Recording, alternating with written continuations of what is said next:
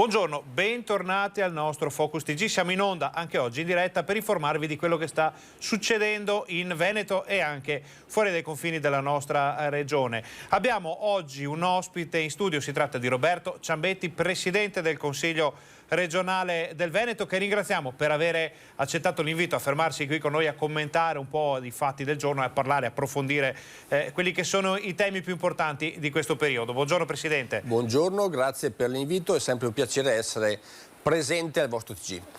Allora, visto che è un telegiornale, andiamo subito sulla cronaca e andiamo al volo da Chiara Gaiani della nostra redazione padovana, che vediamo in centro a Padova. La giornata è un po' uggiosa, però il traffico non è certo quello di una giornata uggiosa, è un traffico direi quasi da primo sabato di zona gialla, è vero Chiara? Sì, te lo confermo. Buongiorno Ferdinando, buongiorno a tutti i telespettatori. Sto cercando tra l'altro, perché ho selezionato un posto dove mettermi per il collegamento in modo da cercare di riuscire a farvi vedere qual è la situazione, però mi sono accorta che in questa aiuola spartitraffico ci passano sopra le auto, quindi sto schivando le ruote delle macchine. Siamo esattamente in Corso Milano, quindi vediamo se riesco a farvi vedere meglio la situazione. Questo è Corso Milano, come potete vedere è un serpentone di auto che si dirigono verso il centro storico. Non so se le immagini che vi sto proponendo rendono l'idea. Questa invece, mi sposto leggermente, è la strada che porta all'ingresso per parcheggiare all'ex caserma Prandina, che è uno dei parcheggi più comodi per il centro città, che in questo momento sta facendo registrare il tutto esaurito. Ecco qua siamo sulla strada, vedete lo storico Hotel Milano invece, che arriva da Vicenza a direzione centro città. Adesso la coda non si vede perché ci sono alcune auto ferme a quell'incrocio, però insomma la situazione è quella che vi sto documentando più o meno da tutta la giornata. Ho sentito anche l'assessore Diego Bonavina, che è l'assessore alla sicurezza del comune di Padova, che mi ha confermato che c'è molta gente anche in centro storico, tutte persone che stanno passeggiando e che comunque insomma mantengono le distanze, indossano la mascherina, però direi proprio di sì, che questa è la cronaca del primo sabato mezzogiorno in zona gialla. Chiara, allora passiamo invece alla cronaca più spicciola, anche se drammatica, perché insomma sappiamo che sono successi dei fatti abbastanza gravi in Veneto nelle scorse ore, nella giornata di ieri. Abbiamo novità di cronaca? C'è qualcosa di nuovo da dire, ad esempio, sul tragico fatto di Rovigo?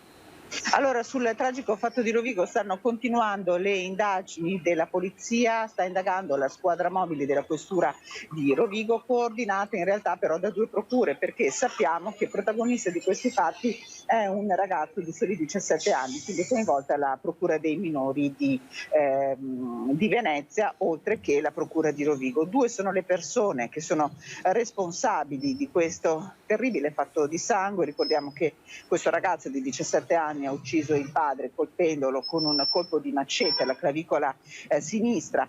L'indagine si sta orientando su un omicidio di tipo premeditato. Pare insomma che il ragazzo con la fidanzata di 26 anni avesse deciso, pianificato questo omicidio, acquistando due macete, non ce n'è solo uno.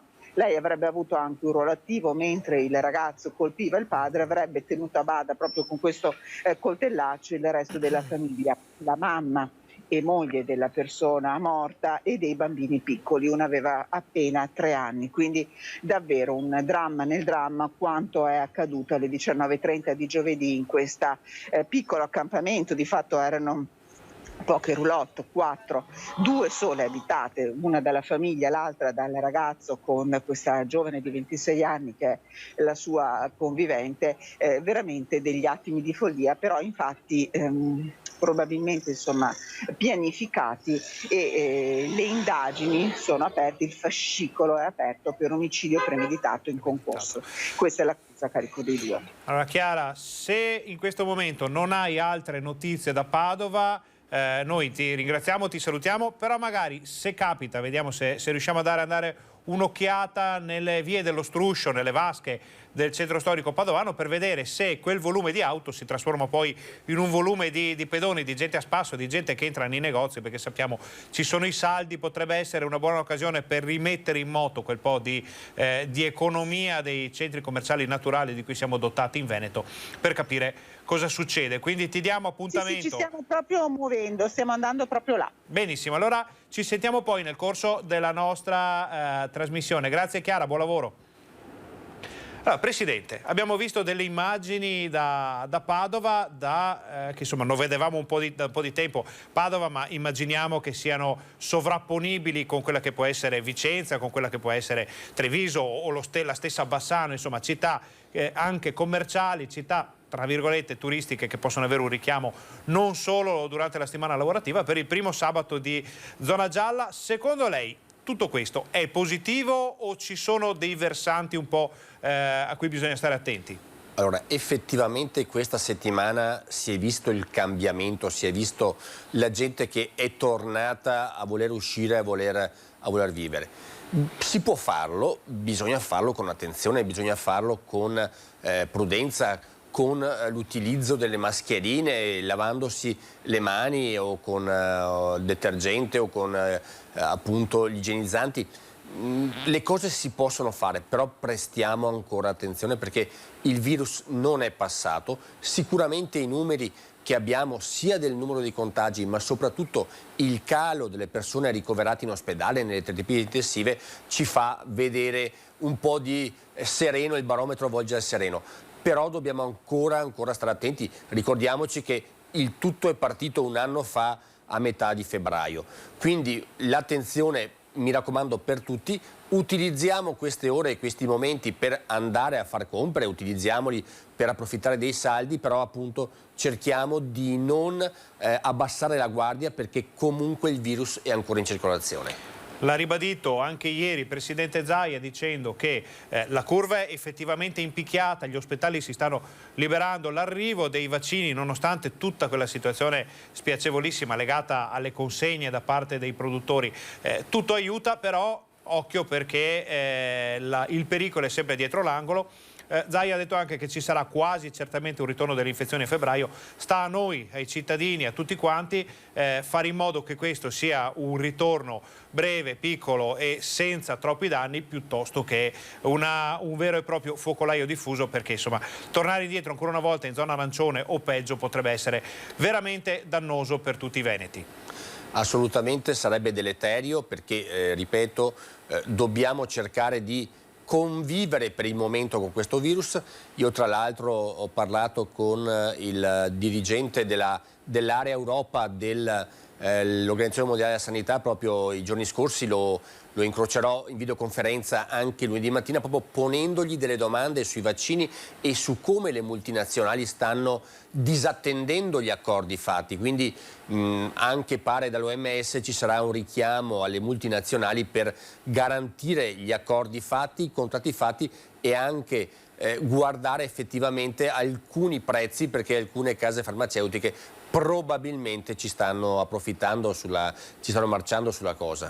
Anche perché abbiamo visto che fin dall'inizio della campagna vaccinale, subito dopo Natale, il Veneto si è messo subito, come sempre ha fatto durante questa emergenza coronavirus, a lavorare in modo preciso, puntuale e pronto per rispondere a tutte le esigenze. Poi però sono mancati gli arrivi dei vaccini. Lei che idea si è fatto su questo rallentamento nel flusso? Allora, proprio parlando con Kluge, il dottor Kluge appunto dell'OMS Europa, probabilmente l'accaparramento di alcuni stati, e sto parlando di qualche Stato europeo, ma soprattutto a livello mondiale di alcuni Stati che stanno facendo incetta di vaccini, ha fatto sì che gli accordi sottoscritti con le case farmaceutiche siano stati disattesi. Qualcuno appunto sta utilizzando la carenza di vaccini proprio per cercare di alzare il prezzo.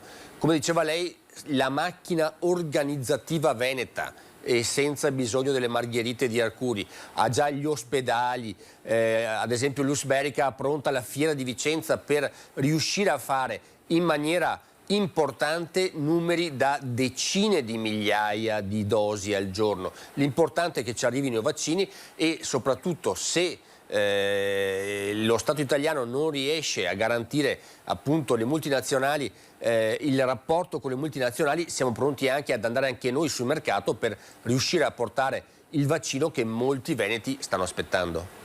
Allora, qui ci arriva una notizia dall'ANSA che dice che Roberto Ciambetti, Presidente del Consiglio regionale del Veneto, e Guido Milana, consigliere del comune di Olevano Romano, guideranno la delegazione italiana nel Comitato europeo delle regioni, rispettivamente come Presidente e Vicepresidente. Lo ha deciso la stessa delegazione italiana con un voto all'unanimità. Ciambetti ha definito un onore la nomina. Di che cosa si tratta, Presidente? Allora, il Comitato delle Regioni è quell'organo democratico che sta appena sotto il Parlamento europeo, c'è la Commissione europea, il Parlamento e c'è il Comitato delle Regioni. In Comitato delle Regioni ci sono 24 membri italiani effettivi, io sono un membro effettivo, e 24 supplenti che rappresentano tutti i partiti e le sensibilità politiche a livello italiano. Hanno individuato il sottoscritto come capo delegazione italiana, visto che mi sono comportato benino gli scorsi anni. È stato anche un piacere ricevere l'unanimità da parte di tutti i colleghi, di destra, sinistra, alto, basso, quindi per i prossimi 2 anni sicuramente rappresenterò abbastanza bene, mi auguro, l'Italia e soprattutto il Veneto a Bruxelles nel Comitato delle Regioni. Allora, facciamo i complimenti, sarà un onore, ma sarà, come si suol dire, anche un onere, perché sono ruoli che comunque comportano anche un certo impegno, una certa attenzione. Lavorare non mi ha mai fatto paura. Su questo non c'è dubbio, visto anche che insomma, la scorsa legislatura del Consiglio regionale Veneto viene ricordata come la legislatura dei record. Secondo lei questa che è appena partita avrà lo stesso peso, o il fatto di essere iniziata con una pandemia azzopperà, per così dire, i lavori? Sicuramente l'attività in piena pandemia ha avuto comunque non dico un rallentamento, però sicuramente non abbiamo i ritmi che avevamo 5 anni fa. Abbiamo però garantito l'Assemblea Veneta, il Parlamento dei Veneti, la piena praticabilità. Abbiamo sempre fatto le riunioni presenti a Palazzo Ferrofini, creiamo una bolla di sicurezza a ogni consiglio regionale, quindi vengono tamponati tutti i consiglieri e anche i dipendenti che sono a contatto stretto appunto con l'Aula. Ho visto che abbiamo comunque approvato leggi anche celeri che la Giunta ci aveva chiesto proprio in funzione antipandemia, quindi ripeto, la partenza è stata particolare, non abbiamo i ritmi di 5 anni fa, però il virus anche in questo caso non ha sconfitto la democrazia e il Parlamento dei Veneti lo ha dimostrato. Allora, Presidente, noi siamo in attesa di un collegamento con Nicola Sfarronato, che è un appassionato di meteo, che ci ha inviato, però ci ha fatto avere una foto molto particolare, ma la teniamo da parte per un attimo, aspettiamo, facciamo un po' di attesa finché non arriva anche il nostro ospite via Skype. Questo lo vediamo fra un paio di minuti, perché è una cosa che va assolutamente approfondita e commentata qui da studio. Però spostiamo l'attenzione dall'Europa al Consiglio regionale del Veneto a quello che sta succedendo a Roma, quindi alle consultazioni di Mario Draghi. Sappiamo che oggi è la giornata della Lega e del Movimento 5 Stelle. Lei che idea si è fatto di tutto quello che sta succedendo? Beh, ci voleva un cambio di passo. È da inizio dicembre che il governo non lavorava praticamente. Ricordiamoci la legge di stabilità approvata fra Natale e Capodanno, con ad esempio l'approvazione del Senato che è stata di una giornata per la consultazione e l'approvazione, quindi una cosa che non si era mai vista in Italia. Le tensioni interne alla maggioranza sono esplose. Sicuramente l'incarico a Draghi è stata una sorpresa per molti. Io sinceramente preferirei andare a votare, permettere ai cittadini di esprimersi, visto che l'attuale Parlamento è molto lontano dall'attuale sensibilità del popolo italiano. Sicuramente Mattarella ha fatto dei ragionamenti anche condivisibili, quello che dobbiamo come Sistema Italia entro aprile presentare un recovery fund degno di questo nome, perché quello che era uscito dal precedente governo, io che frequento Bruxelles, sentivo che era visto con molta sufficienza e con molta anche stizza, perché veramente erano idee strampalate senza senso. Quindi il compito di Draghi, almeno stando alle parole di Mattarella, è sicuramente arrivare entro aprile per fare un piano Recovery Fund che sia assolutamente credibile e utile all'Italia. Secondo me, fatto questo, c'è tutto il tempo tra maggio e luglio per andare a votare, perché la commissione che ha ridisegnato i collegi dopo il referendum, che ha ridotto i parlamentari, ha già fatto il lavoro, quindi se volessimo anche domani mattina si può andare a votare. Sicuramente oggi la delegazione della Lega sentirà le proposte di Mario Draghi, non si entra in consultazione con un preconcetto, si è anche aperti eventualmente, se ci sono cose utili al Paese e che interessano al nostro movimento, possiamo essere anche della partita, però ripeto, prima è da capire l'approccio che avrà oggi Mario Draghi con la delegazione della Lega. Dopo questo incontro capiremo e vedremo la Lega che posizione potrà avere sul futuro governo e soprattutto se verrà o meno coinvolta nel prossimo governo. Dipende tutto da come Mario Draghi imposterà il proprio programma e cosa dirà la delegazione oggi. In una situazione in continua evoluzione che seguiremo come sempre anche con i nostri telegiornali. Adesso chiudiamo per un attimo la parentesi nazionale e internazionale, andiamo a vedere una cosa molto veneta, purtroppo non come comportamenti ma come storia. Abbiamo in collegamento Nicolas Faronato della pagina Meteo Bassano, Pedemontana del Grappa. Buongiorno Nicolas, ti vediamo purtroppo un po' in controluce a causa di una situazione luminosa dietro, però vabbè, l'importante sono i contenuti. Allora, con Nicolas di solito parliamo di meteo, oggi però parliamo di una cosa che è successa sul Monte Grappa, proprio a stretto contatto con il Sacrario, una fotografia che è stata condivisa, pubblicata dalla pagina Meteo Bassano Pedemontana del Grappa, che vi facciamo vedere grazie alla regia di Fabio Verin, e insomma sono delle famiglie che scendono con il bob, lo slittino, che giocano con i bambini. Dove, Nicolas? Dove stanno giocando? Purtroppo stanno giocando sulla scalinata che ora ovviamente essendo in inverno è ricoperta dalla neve, che dal parcheggio del rifugio Bassano sale appunto in Sacrario militare nella parte austro-ungarica, quindi siamo in piena zona sacra, ecco. Siamo in zona sacra, siamo sopra un cimitero praticamente, si può dire? Sì, perché a poche decine di metri da lì appunto riposano i militari appunto caduti in guerra, quindi insomma non mi sembra proprio il luogo adatto per queste scampagnate, ecco, insomma. Il massiccio è grande, conta tanti chilometri quadri di superficie dove appunto si possono fare queste scivolate con i bimbi, e tra l'altro anche più in sicurezza, perché comunque chi conosce Grappa sa bene che il Sacrario militare è posto proprio sul cocuzzolo del monte, quindi insomma c'è anche un pericolo appunto che se si perde il controllo si vada a finire o come in questo caso in mezzo comunque a piante o arbusti, o addirittura nel peggiore dei casi si finisca addirittura in strada, quindi insomma non è una zona proprio tanto sicura, tra l'altro, però le testimoniamo purtroppo. Allora, questa foto pubblicata adesso sta facendo il giro dei social, sta sollevando un'ondata di polemica, anche perché arriva a pochi giorni dalla pubblicazione dei video, delle foto di ragazzi che scendevano con lo snowboard dal Sacrario, di una sigaretta piantata nelle mani del bambinello della Madonnina del Monte Grappa, quindi non è un caso sporadico purtroppo. Adesso Nicolas ti chiediamo di stare qui con noi ancora un attimo, perché chiediamo al Presidente del Consiglio regionale del Veneto, Roberto Ciambetti, di dirci la sua su questa situazione. È proprio il caso di andare a scendere con i bambini con tutta la neve che abbiamo fra Altopiano, Grappa, Dolomiti, è giornata gialla, quindi magari ci si può anche muovere un po', bisogna proprio andare lì a scendere? Ma si diceva bene, il Grappa è talmente grande, ha talmente tanto spazio che veramente non comprendo come si possa pensare di utilizzare il Sacrario militare in questa maniera, anche perché quando si arriva al parcheggio c'è una insegna chiara che dice luogo sacro, zona sacra della patria.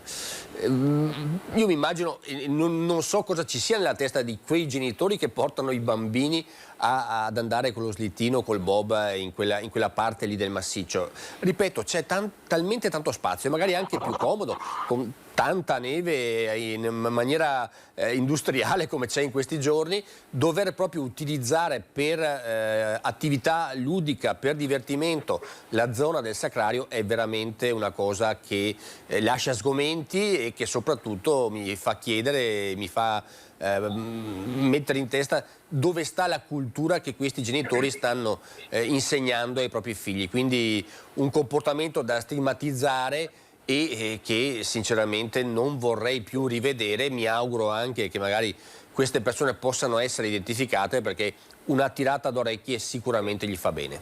Anche perché, lo ricordiamo, la colpa non è certo dei bambini che non sanno, non conoscono, anzi potrebbe essere l'occasione buona per insegnare ai piccoli un po' di storia, dove stanno camminando, che cosa stanno andando a vedere. Invece succedono sempre queste cose. Nicolas, la tua idea qual è? Anche tu immagino sarai di questa opinione.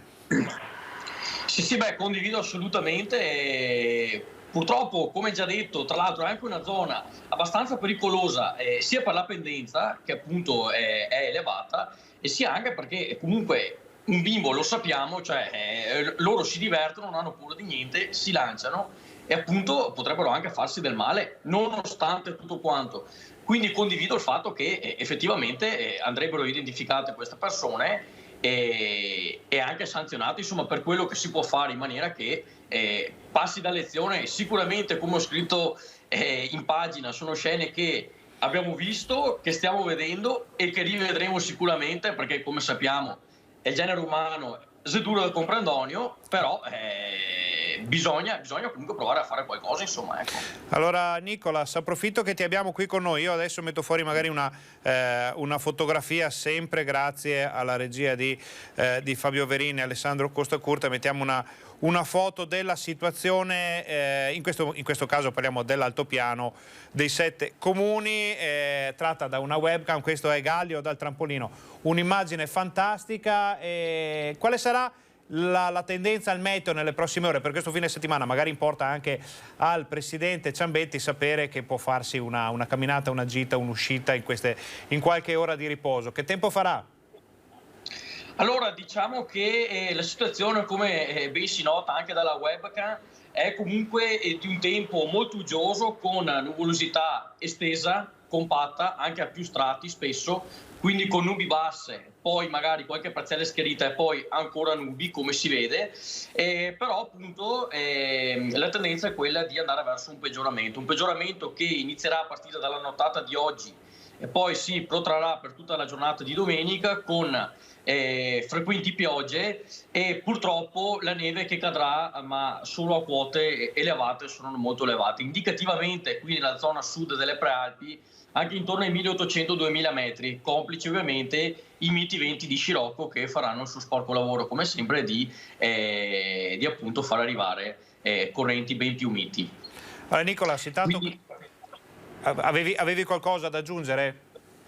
no, volevo solo dire che comunque anche l'inizio di settimana sembra comunque all'insegna di una variabilità / instabilità, quindi insomma le belle giornate di sole, nonostante le temperature siano comunque miti, perché siano ampiamente sopra le medie, anche se da lunedì qualcosa dovrebbe scendere, però appunto le belle giornate di sole dovremo ancora aspettare, ecco.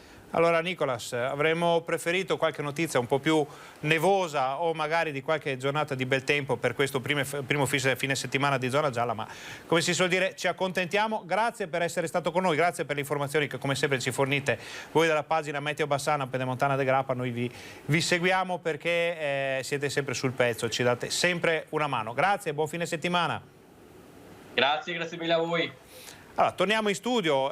Presidente, lei aveva in mente di farsi una ciaspolata, una passeggiata, un giro sulla neve? Domani pomeriggio devo andare a Cortina per l'inaugurazione dei mondiali, quindi domani è giornata piacevole ma di servizio. E sicuramente la pioggia non aiuta ad andare fuori casa, ma è anche normale che durante l'inverno ci siano giornate come queste. È proprio lì che volevamo andare a parare con questa importantissimo appuntamento a Cortina. Insomma, magari si sperava di poter iniziare questo evento non in pandemia, non con una situazione del genere, però sarà importantissimo comunque anche per la nostra regione. Assolutamente, noi stiamo seguendo l'appuntamento ormai da anni, è un'occasione, una vetrina appunto mondiale, a livello mondiale, che ci permetterà di far vedere le bellezze della montagna veneta, delle Dolomiti, di tutte le montagne dal Baldo al Cansiglio, e speriamo appunto anche magari dal 15 di poter permettere a qualche sciatore di andare a godere della neve che è copiosa in queste settimane in montagna.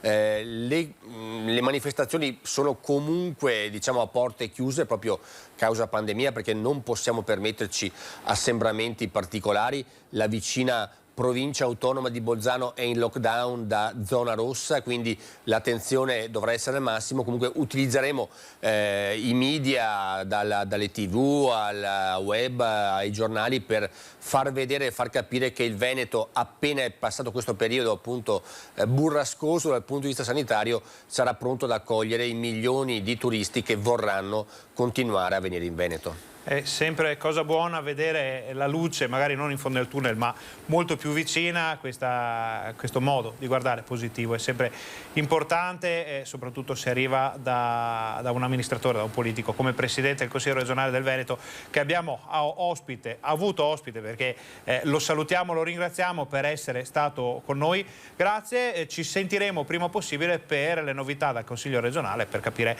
che cosa succede in questa nostra regione. È sempre un piacere, arrivederci e risentirci a tutti i telespettatori. Ringraziamo ancora Roberto Ciambetti per essere stato qui con noi. Adesso noi facciamo una brevissima pausa pubblicitaria. State con noi, torniamo fra pochissimo.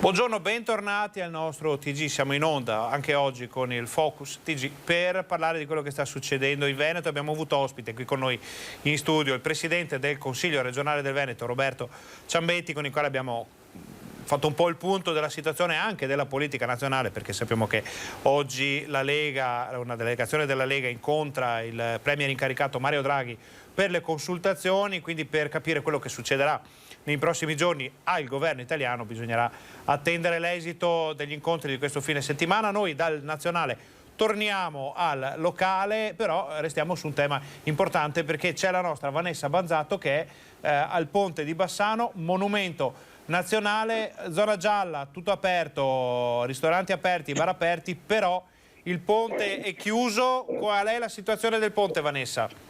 Sì, allora Ferdinando, buongiorno a te, buongiorno ai nostri telespettatori. Ponte chiuso, ormai lo sappiamo, è una situazione che però fa riflettere, perché ci sono ugualmente tantissime persone che passeggiano. C'erano anche dei ciclisti che hanno raggiunto proprio la chiusura del ponte, sperando di poter in qualche maniera attraversarlo ugualmente, e alla fine devono tornare indietro, devono fare marcia indietro.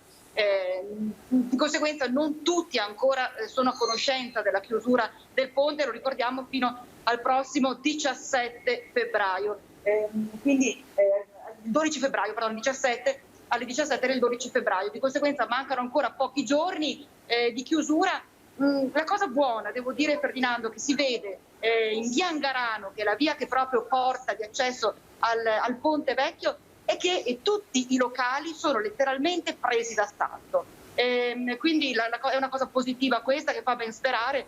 Si pensava, la preoccupazione maggiore era proprio legata all'attività in sofferenza a causa chiusura del ponte, mancando questo collegamento diretto tra la zona di Angarano e il centro storico. Fortunatamente almeno in questo sabato di rientro al giallo, questo sabato pare che stia funzionando in maniera positiva. Si vede anche nel tabacchino, nel giornale tabacchino, gente che va avanti in tre. Ripeto, nei locali, i locali sono tutti strapieni, di conseguenza una cosa positiva, ecco, nonostante quello che si ipotizzava all'inizio. Resta comunque in ogni caso il disagio per le persone, soprattutto le persone anziane, che da Angarano dovrebbero raggiungere il centro storico di Bassano. Resta questo disagio della chiusura. È vero che c'è in funzione il bus navetta, però sappiamo che è soprattutto nelle fasce pomeridiane. Vanessa, quindi insomma stiamo a vedere questo primo fine settimana giallo.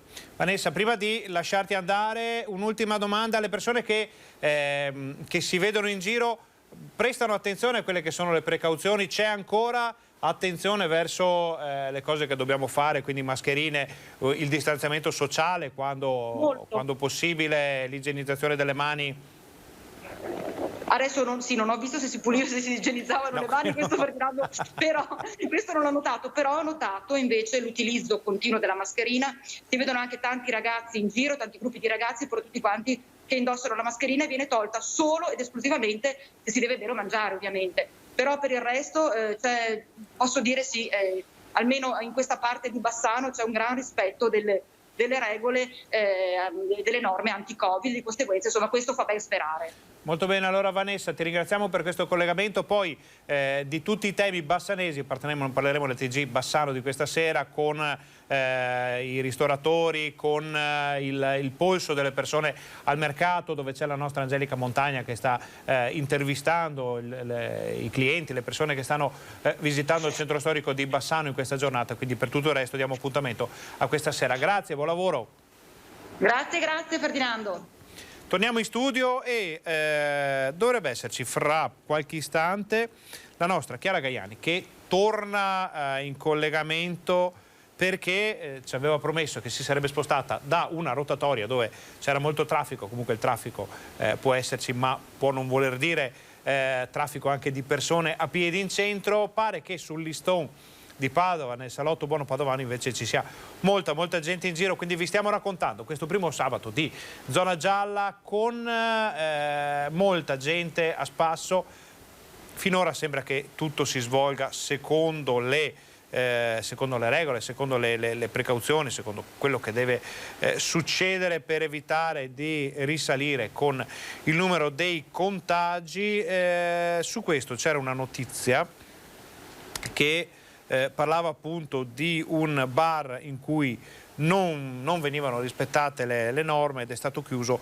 Eccolo qua, allora, Covid, assembramento davanti a un bar di Verona chiuso 5 giorni. Un bar nel centro di Verona è stato chiuso per 5 giorni dalla polizia locale. Gli agenti sono intervenuti anche in base all'osservazione dei social network dove erano state pubblicate immagini di assembramenti. Il comandante della polizia locale Scaligera, Luigi Altamura, ha riferito che sul posto sono intervenute 4 pattuglie che hanno trovato decine di giovani, in gran parte minorenni, assembrati nel plateatico del locale. Per questo, oltre alle sanzioni previste dal DPCM, al gestore è stata applicata anche la sospensione della licenza. Allora, questo accade a Verona.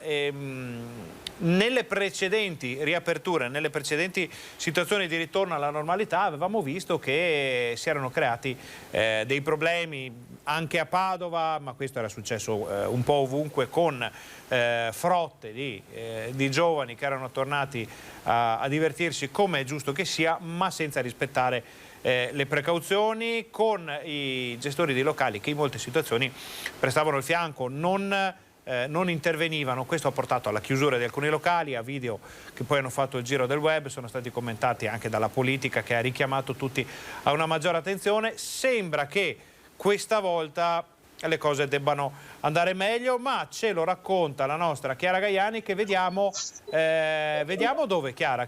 Vediamo il palazzo, un angolo della Palazzo alla Ragione. C'è il salone.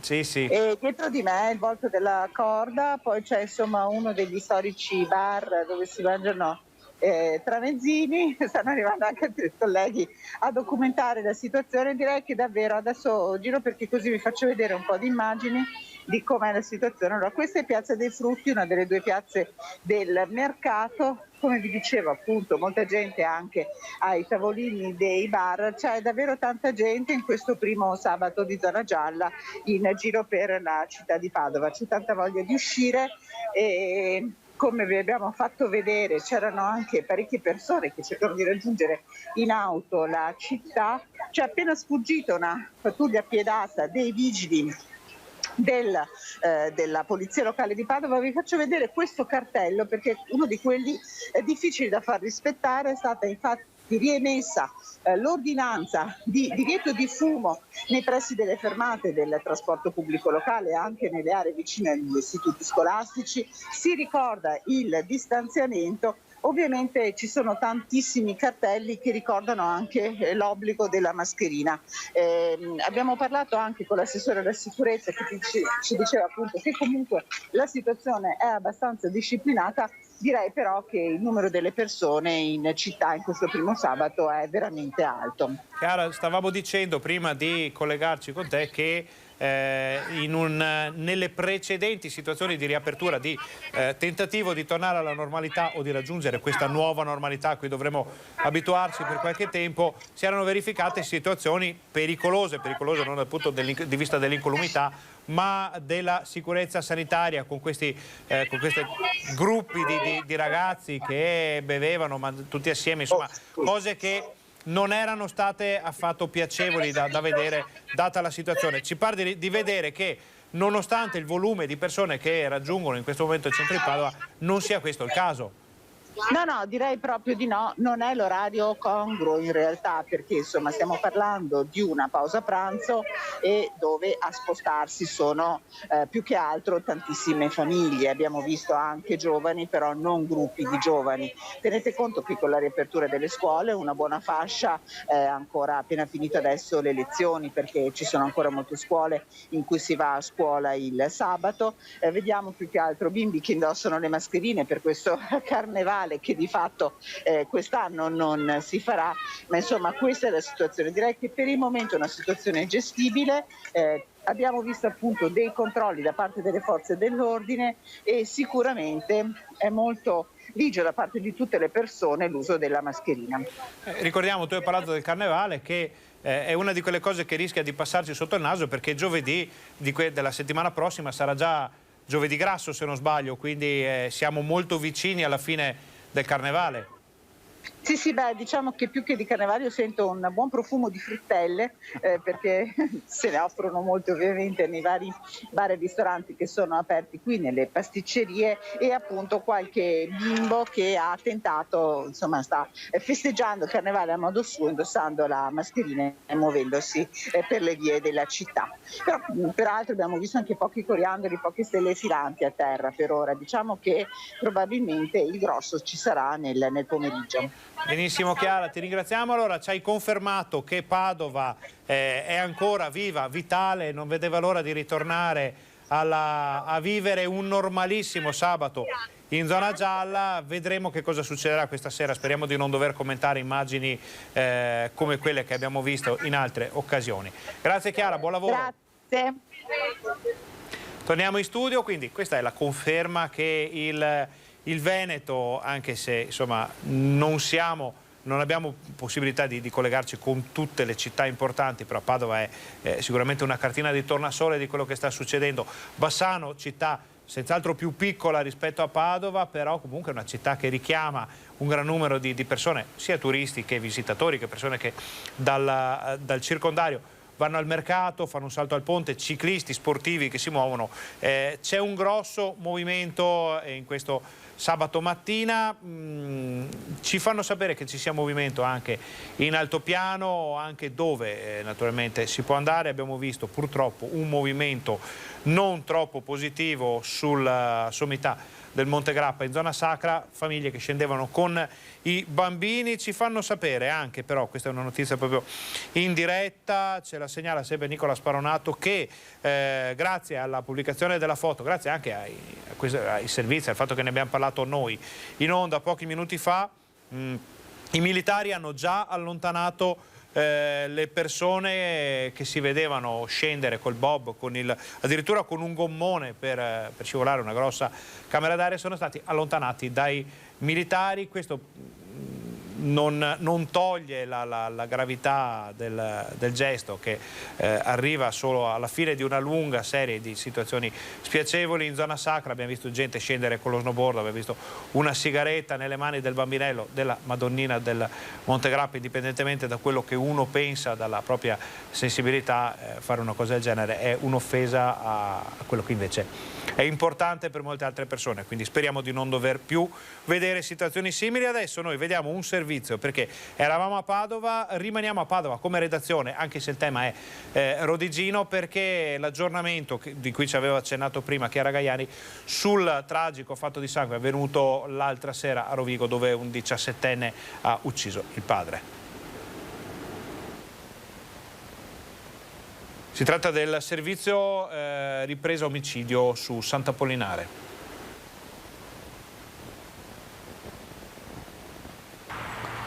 Un omicidio studiato, preparato dal figlio di 17 anni e dalla fidanzata di lui di 26.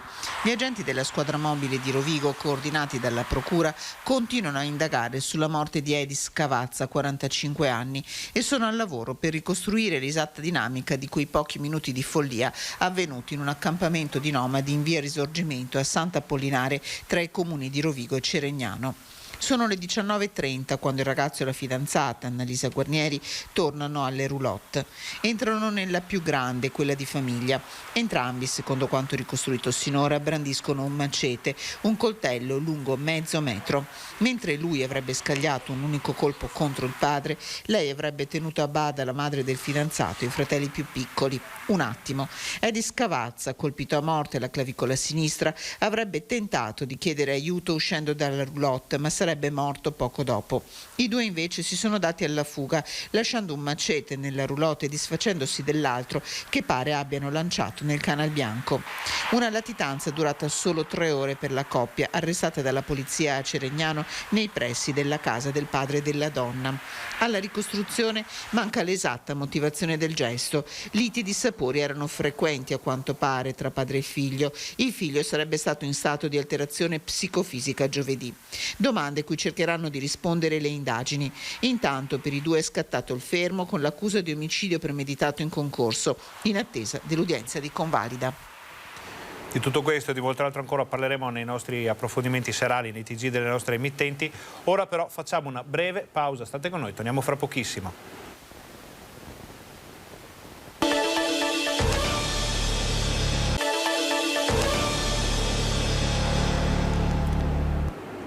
Buongiorno, bentornati al nostro Focus TG. Siamo in onda anche oggi per informarvi di quello che sta succedendo in Veneto.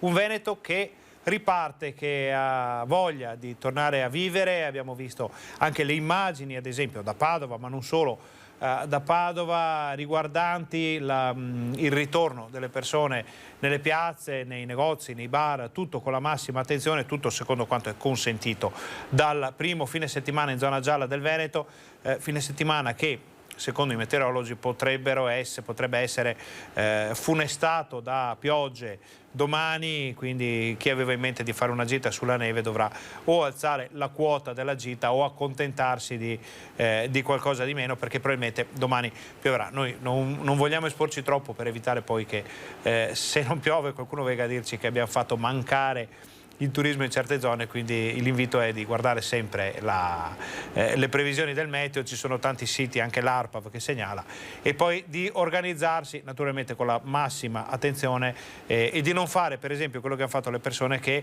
questa mattina sono andate con i bambini per scendere con Bob e slittini nella zona sacra del Monte Grappa. Ci hanno detto che sono stati allontanati dai militari, è una cosa evitabilissima di cui parleremo poi in modo più specifico nel TG di Bassano di questa sera. Allora entriamo nell'area coronavirus, nell'area legata come informazione all'emergenza, e vediamo le ultime informazioni che arrivano dall'azienda Zero della Regione del Veneto. Abbiamo tempo di vederle con maggior calma rispetto al solito. Oggi non c'è il governatore Zaia, quindi sta a noi l'onere di farvi vedere i dati. Allora, questi dati sono di questa mattina. In Veneto ci sono 27.217 positivi al coronavirus, è un numero che scende in modo molto veloce. Eravamo a 90.000 pochi giorni fa, eravamo 28.000 e rotti solo ieri e adesso siamo già a 27.217. Il delta dei casi positivi, c'è una qualche piccola recrudescenza perché eravamo attorno alle 200-300 unità, anche meno, nell'arco delle 12 ore. Adesso siamo a 537 i nuovi positivi ritrovati coi tamponi nel pomeriggio di ieri. Speriamo si tratti solo di un'aggiunta di qualche dato, che non si tratti invece di un piccolo ritorno, anche se il Presidente Zaia aveva avvertito: attenzione, l'infezione tornerà a febbraio, sta a noi fare in modo che non sia grave come in altre volte. 316.340 le persone positive dall'inizio dell'emergenza coronavirus, 9.253 le persone che hanno perso la vita a causa del coronavirus e 279.870 quelle che si sono negativizzate. Scendiamo nella seconda parte della tabella, che ci dice che in questo momento in Veneto ci sono 1.655 persone ricoverate in area non critica e 195 in terapia intensiva. Anche questi sono numeri che scendono davvero rapidamente, molto rapidamente, quello dei ricoverati in area non critica, con 532 negativizzati, 1132 ancora positivi, un po' più lento, ma per ovvi motivi di gravità dell'infezione, delle ricadute sull'organismo umano di quello che può portare il coronavirus. C'è 37 negativizzati, 158 i positivi, 64 dimessi, 64 persone in meno in area non critica e ben 14 in terapia intensiva in meno, 39 i decessi. Quello dei decessi purtroppo è un numero che continua a rimanere troppo alto rispetto a quello che vorremmo vedere, ma è il drammatico abbrivio dell'emergenza coronavirus. Prima arrivano i casi, i piccoli focolai, poi arrivano i ricoveri in area non critica, poi sale il numero delle terapie intensive e solo dopo lungo tempo si rallenta il numero dei decessi. Vedremo poi i numeri di questa sera come sarà andata nel corso della giornata, li vedremo nel nostro TG Bassano, nel TG Vicenza, nei telegiornali di Rete Veneta. Torniamo in studio, ma per andare a sentire che cosa aveva detto il Presidente Luca Zaia nell'ultima conferenza stampa disponibile, nel quale il Presidente ha lanciato anche un appello. I modelli previsionali ci dicono questo, cioè che adesso siamo in discesa e quando eravamo in salita ci dicevano che eravamo in salita. Ci aspettiamo una fase di stasi, di arresto, cioè non ci aspettiamo uno svuotamento totale. La parola d'ordine resta una: prudenza, anche perché, ribadisce Zaia, esiste un momento ben preciso nel quale tirare le somme. Noi abbiamo una deadline per fare un bilancio che è fine febbraio. Ci dirà anche quale sarà lo stato dell'arte rispetto alle nuove infezioni. Cioè, sarà innegabile che avremo delle nuove infezioni. La vera sfida è capire se saranno piccoli cluster, contenuti, diciamo, fra virgolette, brutto dire, ordinaria amministrazione ormai rispetto a quello che abbiamo vissuto, o se ci sarà una nuova tendenza a riprendere la curva. Se riprendiamo la curva, i parametri stabiliti oggi dall'Istituto Superiore della Sanità ci sparano direttamente in arancione e rosso. Il governatore mette in guardia: nessuno pensi che con il vaccino o la sperimentazione degli anticorpi monoclonali l'incubo possa finire in fretta. La prima arma è sempre quella che ci accompagna da un anno a questa parte: mascherina, distanziamento, igienizzazione delle mani. Inevitabile l'appello al mondo degli sci, a 2 giorni dai mondiali di Cortina. Lì c'è un ambiente ipercontrollato, però è pur vero che se qualche cittadino ha un modo, penso anche a tutti coloro che gravitano nell'ambiente, diciamo, del comune di Cortina, insomma di quelle località, non è vietato spostarsi, siamo in zona gialla, e così vale anche questo appello per le piste da sci, di avere la massima attenzione. Se anche a sciare bisogna andare con la mascherina, quantomeno portarla in tutti gli impianti di risalita. Si è parlato molto di sport, di impianti di risalita, di riaperture di locali, bar, ristoranti, del ritorno alla vita, ma in questi giorni si sta parlando molto poco del ritorno a scuola dei ragazzi delle superiori. La Regione però ha varato un piano per rendere ancora più sicura la permanenza in classe dei giovani. Sentite qual è. Novità in arrivo per le scuole. Da lunedì infatti verrà applicato il nuovo protocollo in caso di positività in classe, che di fatto riprende quanto già fatto a settembre con l'avvio delle lezioni. In presenza di un soggetto positivo testeremo tutta la classe nell'arco di all'incirca 72 ore e se non ci sono altri positivi i ragazzi continueranno ad andare in classe. E a proposito di giovani, il Dipartimento Prevenzione della Regione ha condotto un attento monitoraggio sulla circolazione del virus in età scolare, dal nido all'ultimo anno delle scuole superiori, superiori e quello che ne è emerso è che oltre l'83% dei casi di positività riguarda le fasce dai 18 anni in su.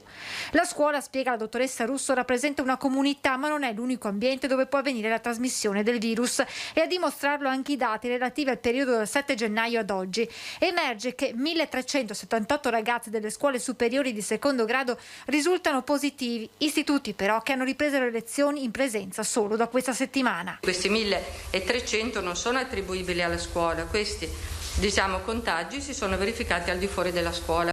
Alla luce di questi dati sono stati creati in Veneto dei progetti innovativi e unici nel loro genere che riguardano i più giovani, a partire dalle scuole sentinella che coinvolgeranno proprio gli istituti superiori. Che ci permetterà di capire nelle varie province, quindi sceglieremo degli istituti a campione in maniera randomizzata con un'adesione volontaria da parte della scuola e degli studenti, e testeremo questi ragazzi, praticamente una sezione per settimana, in maniera tale da poter testare praticamente tutta la scuola periodicamente. L'obiettivo è di tenere sotto controllo la situazione epidemiologica e la circolazione del virus in ambito scolastico. Altro progetto di monitoraggio invece per i ragazzi delle medie. Una classe per provincia, se i genitori saranno d'accordo faremo una sorta di sorveglianza con l'autosomministrazione del test, lo faranno attraverso un percorso di training e quindi di formazione in presenza di un operatore. Ma il Dipartimento Prevenzione ha deciso di uscire con il proprio monitoraggio dagli edifici scolastici e di valutare la trasmissibilità e la circolazione del Covid nei contesti di socializzazione,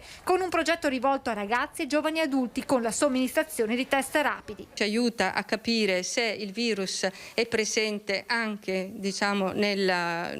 nella popolazione che si ritrova fuori dall'ambiente scolastico e quanto circola in questa fascia di età.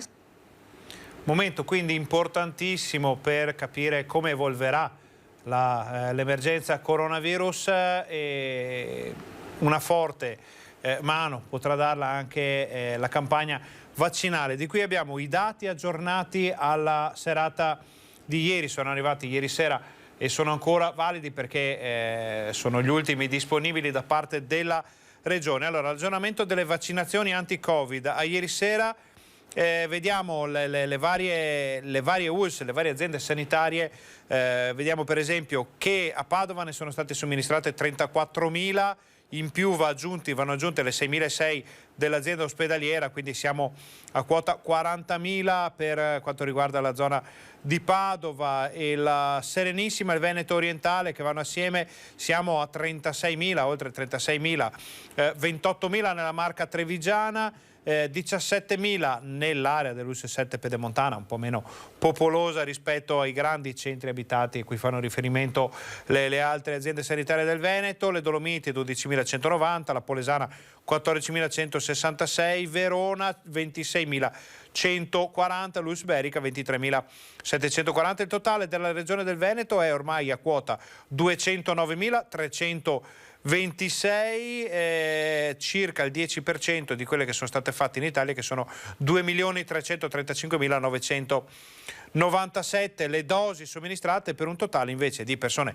vaccinate che sono 956.389. Ricordiamo che sono due gli step da fare. Adesso partiranno le lettere per gli ottantenni, poi si andrà a scalare, quindi entra nel vivo la campagna vaccinale con tutte le informazioni che noi vi daremo sia qui nel Focus TG che nei nostri telegiornali durante la fascia di informazione serale. Allora, abbiamo parlato di scuola, abbiamo parlato di ritorno alla vita dei centri storici, parliamo anche però di montagna e di sport, perché la montagna, pur avendo avuto la notizia che il 15 potranno riaprire le piste da sci, ormai è quasi certo, lancia un grido d'allarme, lo fa con l'inno di Mameli.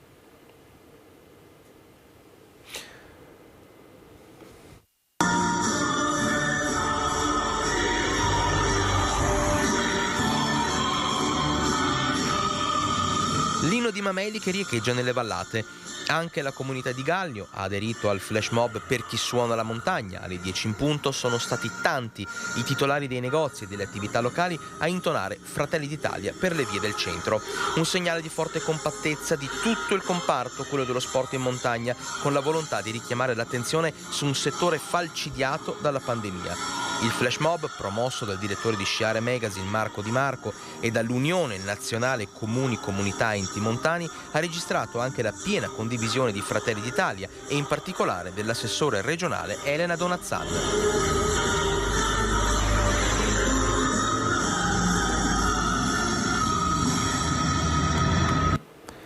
Le cose si stanno mettendo, con tutta la scaramanzia del caso, bene, un po' ovunque, però ci sono situazioni come quelle dalla montagna veneta, vicentina, ma anche dolomitica, bellunese in particolare, che avete sentito, territori che chiedono più attenzione, chiedono aiuti, chiedono ristori per quello che hanno subito. Di tutto questo si parlerà nei nostri telegiornali. Vi ringraziamo per essere stati con noi, ringraziamo Fabio Verini e Alessandro Costacurta per la regia, vi auguriamo un buon pomeriggio.